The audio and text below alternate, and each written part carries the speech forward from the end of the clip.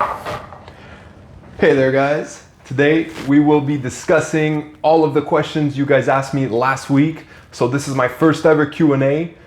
I think it's gonna be really fun. I got a lot of cool questions. If I see that it's popular, I will definitely continue with this mini series, maybe do an episode once every 2 weeks or once a month, depending.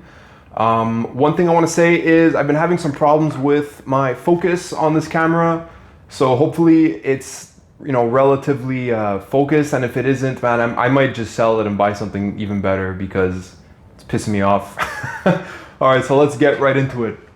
I will be putting timestamps for every question in the details of the video, so you can just click on the timestamp to the relevant question, and you'll have your answer. All right, so first question is from my lovely wife Laura, and it's not really a question. She just says, what's the ratio of fats to protein to carbs? So, I'm going to assume that she's talking about fat loss. Okay, so what ratio of macronutrients should you be consuming for, let's say, fat loss? And I will say that if you're thinking about changing your macronutrients for fat loss, it doesn't really matter. At the end of the day, the main driver of fat loss will be a reduction in calories, regardless of how your macronutrients are split.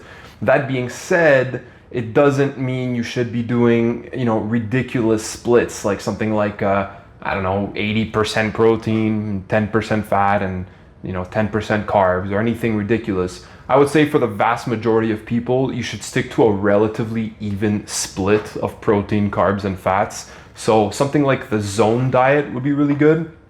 It's 40% protein, 30% carbs, and 30% fats. What I will say, however, is that depending like how you eat, it will affect how you feel. Okay, so we have to understand that we have neurotransmitters in our head, in our brain, and these neurotransmitters are basically chemical messengers that tell us how to feel and how to be and how to react. Now, two of the very important ones would be, let's say, dopamine and serotonin. Now, when it comes to dopamine, which is an excitable neurotransmitter, it's something that makes you feel more like awake and amped up, you'll actually produce more of it if your meal consists of proteins and fats with very little to no carbs at all. So if you want to feel more like alive and amped up, you should probably avoid carbohydrates. And then on the contrary, if you eat more carbohydrates in your meal, it's a carb-heavy meal, you're going to increase serotonin. And serotonin is a inhibitory neurotransmitter, meaning it will calm the brain down and it'll actually help you sleep better. So the ratio of fats to protein and carbs, even if it is an even split, let's say 33, 33, 33, it doesn't necessarily mean that you can that you have to have your meals set in that split. You can have your meals divided how you want. Like, for example, in the morning, just completely avoid carbs and just do protein and fats. It'll help stabilize your blood sugar. A lot of studies are showing that if you avoid carbs in the morning, because of that stabilized blood sugar, you won't be getting as many hunger cues, so you won't get hungry as quickly. And then in the evening, you can up your carb intake, and this will increase serotonin, and you can kind of calm down and unwind before bed. Our next question comes to us from Johnny, and Johnny asks, what are your thoughts on gummy multivitamins versus tablets? His next question is, are multivitamins a good boost for someone who already eats a good diet consisting of vegetables, fruits, veggies, meat? Okay, so I'm gonna tackle the first question first. What are my thoughts on gummy multivitamins? Well, unfortunately, I haven't really found any good ones, okay? I remember doing this in the past as well, to kind of search for some, and I may have found one, but I didn't really follow through with buying it or anything, just because I just have better tablet form multivitamins or capsule form multivitamins, so I just didn't bother. So there's three things I don't like about these gummy multivitamins. Basically, after I saw your question, I tried to find a couple of them that were decent, and honestly, the ones that I Googled were just kind of shitty. And there's three reasons why they're shitty. The first reason is, if it's a gummy, well, it has to have a color, doesn't it? Or it has to have a flavor. And sometimes these flavors or colors are artificial, and we know that there's many different colors that are additives that actually can impact the human body in a negative way, such as cancer-causing agents or whatnot. So why ingest an additive if you don't have to? So that's number one. Number two, the nutrient quality that I found in the gummy multivitamins were actually terrible. Okay, so you have to think that whatever nutrient that you see in a multivitamin, there are many different ways that you can synthesize that molecule.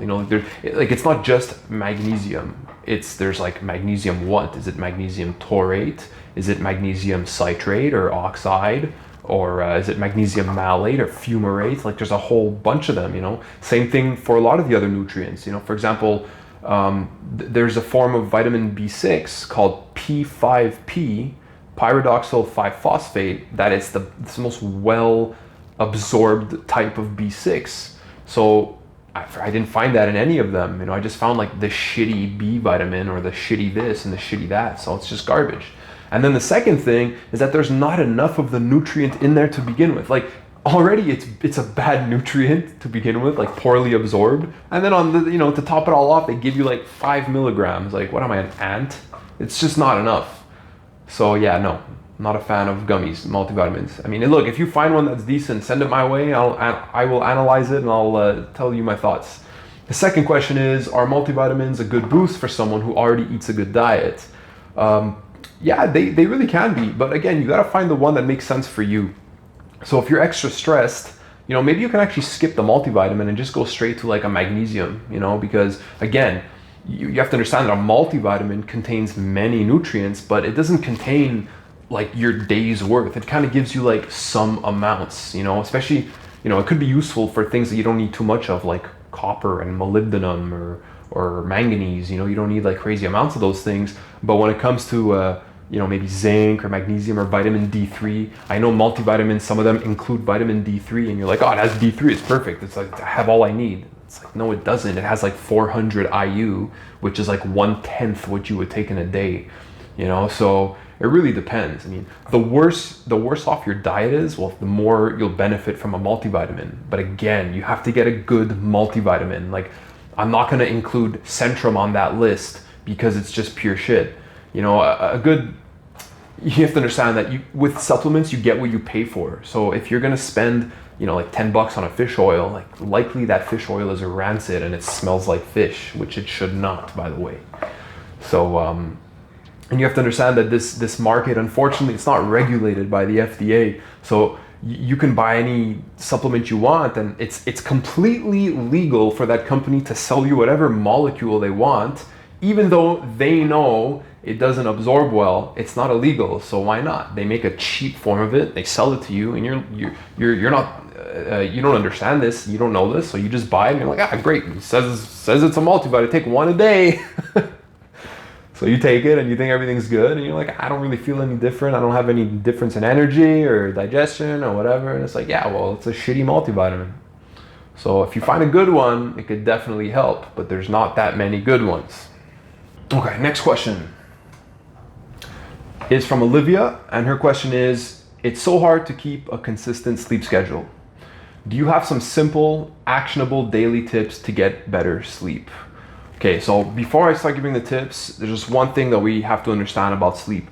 A lot of people struggle with their sleep, and they know deep down that they have to put in work in order to get better, in order to feel better and sleep better. So it's just the first thing you have to understand. There will be some work that you have to put in order to see results. It's not just gonna come out of nowhere. So one of these things that you can do is journaling. You can choose to do it in the morning, or you can choose to do it at night, or you can do both. Honestly, you can journal both morning and night. Now, the benefit to doing it at night is because if you have any lingering stressors or anxieties, or maybe you have things to do the next day and you're just keeping it in your brain, you're keeping it in your head, well, journaling is one great way to just get those thoughts out of your head. You can say like, okay, at least I wrote them down. They're on the side there, and I'll look at it in the morning. I can just detach from that and go to sleep. If you journal in the morning, it could have the potential to set your day up to be less stressful. So, mind you, journaling doesn't have to be 30 minutes. It can be 5 minutes of maybe a gratitude journal, or maybe you can just write out like what you want to do today, and just whatever it is. And by having done that, you'll lead a less stressed day, and a less stressed day equals an easier time falling asleep at night. Another one of my favorite tricks for having a better sleep schedule is, instead of telling yourself you want to go to bed early, why not just set an earlier alarm? So if you normally wake up at 8 or 8:30, set your alarm for 7. Okay, so yeah, the first night, or rather the first morning you do that, you'll probably feel tired, but you have to get used to it. And the whole point here is that because you woke up 1 hour earlier, you're likely going to go to sleep 1 hour earlier. You'll be tired earlier in the night. So instead of being tired at 12:30, well, now you're tired at 11 p.m. or 11:30, which is still relatively late, but it's a work in progress. And as I mentioned with Laura's question, you can also work on neurotransmitter balancing. Okay, so if you're feeling stressed at night, you can try and up your carbs. Okay, upping your carbs will increase tryptophan. Tryptophan gets converted into serotonin, and serotonin will calm your brain down, calm the central nervous system. You'll be more parasympathetic, rest, relaxation, as well as you'll have an increased melatonin from serotonin. So melatonin is created from serotonin partly. One more tip. I know this question's a bit long, but sleep is super important. Sleep is king. So one more tip is measure your sleep. So I've been measuring my sleep for years now, and all it is you take your phone, you download the app, and you put your phone face down on like the corner of your mattress, and it basically detects motion and movement. So when you wake up in the morning, you have a graph of basically all your movement patterns. And the reason why that's important is because movement patterns are related to different points of your sleep. So when you're not moving at all, like when you're in a point of your sleep where there's barely any movement or motion, you're basically in deep sleep or REM sleep. Okay, so your body will automatically what's the word I'm looking for here? I forgot the word, but you're like paralyzed basically. Or else if you're running in your dream, you might be running in your bed. So your brain will paralyze you to an extent. And when you are in a lighter point of your sleep, when you're like maybe on the cusp of waking up, well, there's like likely more movement. And it's healthy to see some amount of like movement and up and down in that graph. And again, it also tells you like how long you've been asleep. What's your sleep quality like? So if you're anything like me, I love video games. I'm sorry, I just do. I kind of turn it into a video game. I want to get a high score. I want to see that my sleep quality is like 80%, 90%. Sometimes I get 100%. And of course, is it always correct? No. I mean, I've had it say maybe 90%, and I still felt a little tired in the morning. But at least it helps you, and it'll guide you toward seeing patterns in your sleep, and therefore you can improve your sleep with time. Next question is from Ali, and he asks, I work for long periods of time seated. Are there any good posture correcting exercises or stretches which I can't talk today.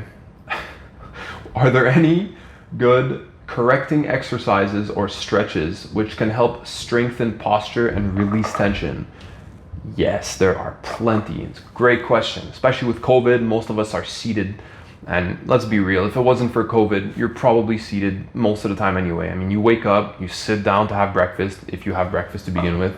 You get in your car, you sit down in your car to drive. You get to work, you sit down in your computer chair at work. And you sit in the car to drive back home, and you're like, oh, I'm tired. I'm gonna sit down on the couch and watch some Netflix. We're seated like 90% of the day, which is not normal. We're not supposed to be doing that. So of course, that's going to affect posture. Now, if I had Ali in front of me, I'm not just gonna like throw him a bunch of exercises hoping like one or two of them is gonna do the trick. I'm gonna assess him. I'm gonna see like what could be wrong with his spine or his hips, or the movement of his hips and his neck, and see where things are lined up, and give him exercises and postural stretches that make sense for him. But I have to generalize. I mean, that's what a Q&A is. So I'm gonna throw out some, I will be telling you some exercises, maybe just do some research and look them up, and you can maybe see the one that makes the most sense for you. So face pulls are really good. Any type of external rotation for the shoulder is really helpful too. Most rowing variations, so when I say a row, it's like, let's say a dumbbell row or a cable row. You don't really see my arms, but like a cable row. So anything where you're pulling something towards you, you could change your hand position, you could change your elbow position, you could do one hand at a time. Those exercises are great because they're strengthening not only your back muscles, but do in part your external rotator muscles. You can maybe do pull downs, so like a vertical pull down, like a chin up, but in some cases that can make it worse, especially if you have like tight lats. Like you might end up limiting your range of motion as you do your chin ups, and that's just going to make everything worse. So stick with horizontal rowing position, so anything where the pulley or the thing is in front of you. Another really important thing to discuss is abdominal strength. So if you look at the stomach, right, if you like just look at this part of our bodies, right, from here to here, the only bone that there is fundamentally is our spine, right? So basically, if you want that part of your body to be stable, like you need to have muscle that will kind of hold you stable. So like a plank would be a great example of an exercise. Side plank is really good. Anything where you're bracing yourself to stay stable. And you should definitely try yoga. I mean, just go on YouTube and type in like 10-minute yoga session. Like if you feel like a lot of the positions are difficult, well, there you go. You should practice a bit of yoga. That'll really help out. All right, so our next question comes to us from Sarah, who asks, any easy training exercises for someone who hates to train but wishes to keep a certain wellness to their body? 15 to 30 minutes a day, the basics of what a training routine could be. Okay, so if you only have 15 to 30 minutes per day to train, well, one thing you have to understand is you have to be really efficient, okay? So there's no time, to be on your phone or just chilling or going on the couch, and you got 30 minutes and like you're gonna be there and you're gonna be focused, okay? So that's number one. Number two, there are two training variables that you're gonna wanna look at that are really important in this case specifically. Number one is exercise selection, and number two are the rest periods. Okay, so your rest can't be too long because it's just going to take too much time and you won't get enough work done. Not enough work done will mean not enough stimulus and nothing will change. Okay, you have to be challenged to some extent here. So one great training routine that you can use in this case with your limited time would be circuit training, because circuit training is very fast-paced, quick succession work with a larger rest period at the end of the bunch of exercises. So you can start with something like 4 exercises, do them in quick succession, take a 3-minute rest, and then as the weeks pass by and you feel like you can maybe add in a 5th exercise or even a 6th, go ahead, that's fine. So take out your pen and paper, because I'm going to give you a little routine that you can follow at home, okay? Now, please understand that I don't know what equipment you have at home, so I have to generalize. So instead of saying specifically what type of squat I want, it's just gonna be a squat pattern, and you decide based off the equipment at home and based off your mobility and how you can train, like how you should get that squat done, okay? So the first exercise will be a squat. Yeah, I love squats, but they're great. I mean, they work the whole body, and they're challenging enough. If you only have those 30 minutes, you're not gonna pick like very simple and easy exercises because they won't provide enough stimulus. So you have to choose more complex exercises because they work the whole body, a lot of the musculature, a lot of different joint patterns. So that's fine. So again, the first thing will be a squat pattern. You'll do it for, let's say, 30 seconds, and you can take 10 to 15 second break, if that. If you want to go right away to the next exercise, you can. Just gauge how you feel. Obviously, don't pass out. The second exercise will be an overhead pattern. So anytime, if you have dumbbells, grab some dumbbells for overhead pressing. If you don't have dumbbells, I mean, you can use anything that's heavy, including, here, look, I got my gallon jug here, do some overhead press with my gallon jug. Number 3 will be a type of bent over rowing. So I would suggest doing this one with both hands at the same time. Because it's a circuit, I don't tend to use unilateral exercises in circuits because it's kind of awkward given like time constraints. So if you're gonna do a bent over row, grab 2 objects and row with both instead of just with one hand.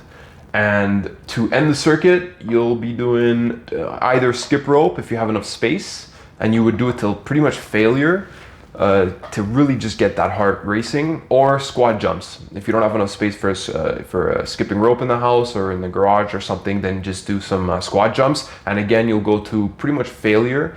Afterwards, you'll take a 3-minute rest and repeat that circuit for another 3 to 4 sets.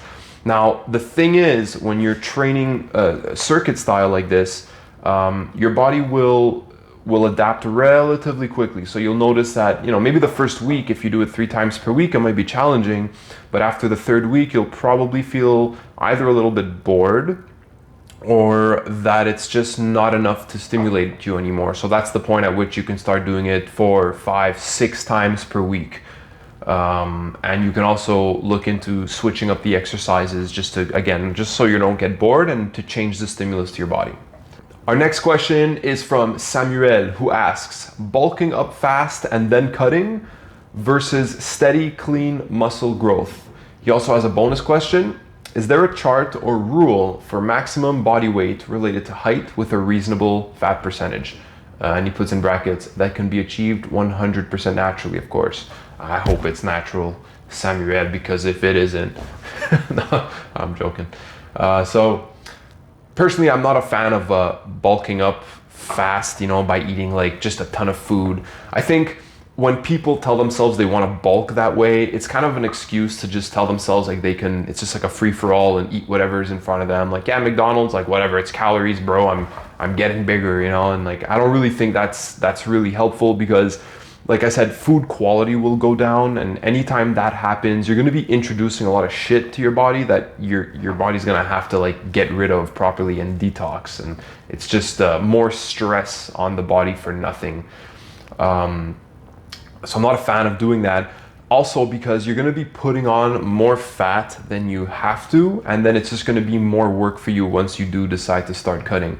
We have to understand that fat is not just on our bodies doing nothing. Like, you won't just have fat on you and it's just like a useless thing. It's hormonally active. So it'll actually create more estrogens and allow more estrogens to flow into your body. And the whole system, your whole body will be more inflamed. So it won't be in a position that wants to put on muscle mass. So I'm not a fan of bulking to excessive extents, nor am I a fan of completely steady, clean muscle growth, because sometimes I just find it's too slow. So, if you want to talk about steady, clean muscle growth, then you would find your maintenance calories. Like, let's say for you, it's about 2,500. And if it's really steady and clean, you don't want to gain too much fat, then you'd maybe add like 200 calories to the mix. So now you're eating 2,700. But you have to understand that there's a margin of error that you should allow for when it comes to measuring food, because it's really not that easy to measure out exactly how many calories you ate. So if you're only increasing your calories by, let's say on average, to 200 per day, there might be some days where you're actually not even past 100 calories per day. So if you tell yourself you want to gain muscle, like, just jump ahead and add 500 calories to your maintenance, like, just right away, because that's one way to gain enough muscle and maybe a little bit of fat, but not too much fat. Okay, so that's my answer. Your bonus question, is there a chart or rule for maximum body weight? Yeah, there is actually. Some are more complicated than others. So the one I'm thinking of will have you take measurements, the circumference of, I think it's your neck, your wrist, your thighs, your calves, and there might be like 1 or 2 more. And then it tells you like other inputs, like your height or something, and it'll tell you just how much muscle you can gain at your peak. Okay, so assuming you do everything right, you're eating well, you're recovering well, you're training properly, this is how big you can get naturally. Okay, I'll provide the link in the video description just so you can play along with that.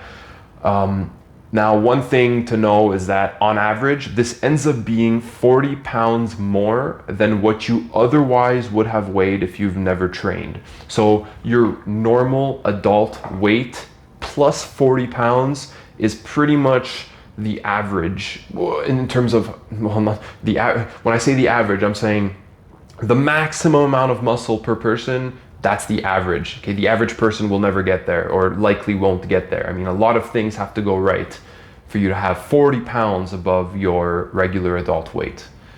So yeah. Our next question comes to us from Tyler, who asks, is it good to incorporate breathing techniques while lifting? Tyler, yes, it is, but it depends.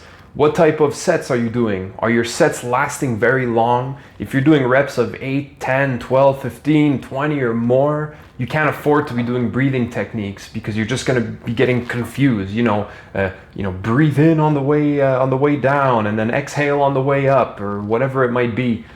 You can't do that when you're doing sets of 20. If anything, you're just going to start breathing way too much and you're going to lose consciousness. All right. So breathing techniques are really good for when you're doing heavier sets. So let's say reps that are sets that are as low as 5 reps or 4 reps or less, because each rep is so heavy that you need to brace yourself. You need some intra-abdominal pressure. For example, if you're doing a heavy bench press, or if you're doing a heavy deadlift or a squat, if you're breathing at maximum capacity while you're moving on the way down or on the way up, you might lose that pressure that you've generated in your belly. So that's where breathing techniques would benefit you the most, okay? Now it really depends the lift.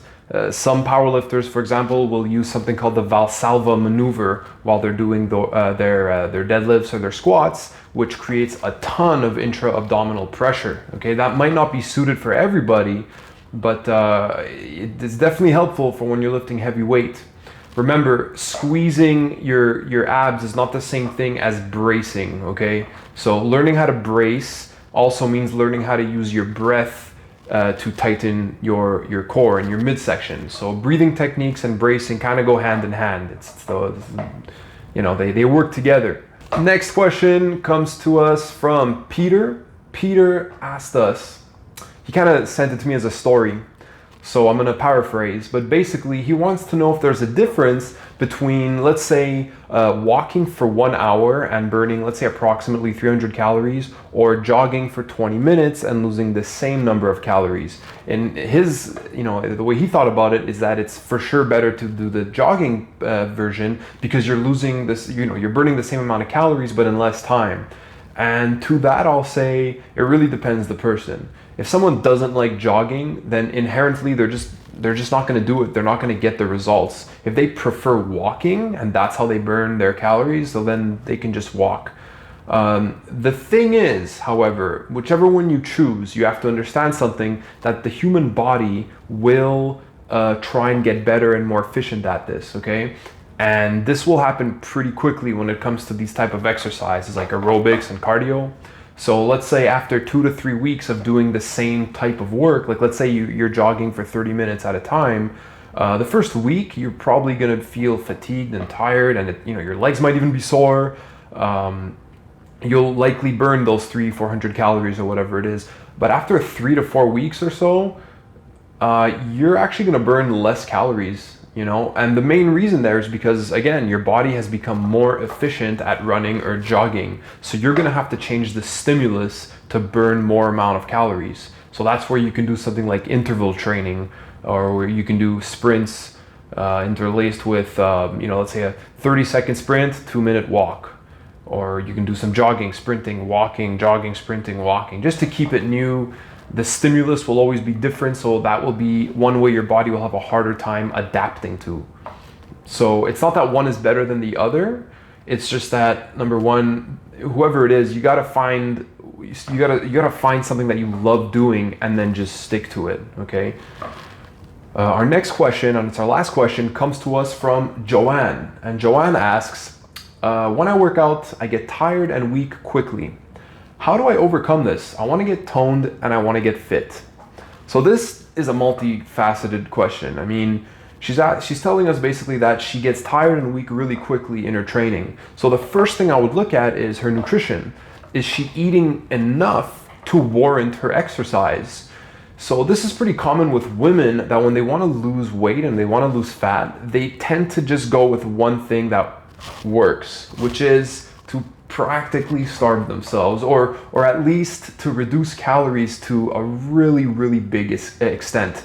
And you don't want to do this, okay? And like as Joanne might be experiencing, if you do this, I'm not sure if she is or not, of course, I don't really know her, but if you do this, you won't have enough energy to support your training. So of course you're going to feel tired, and of course you're going to feel weak.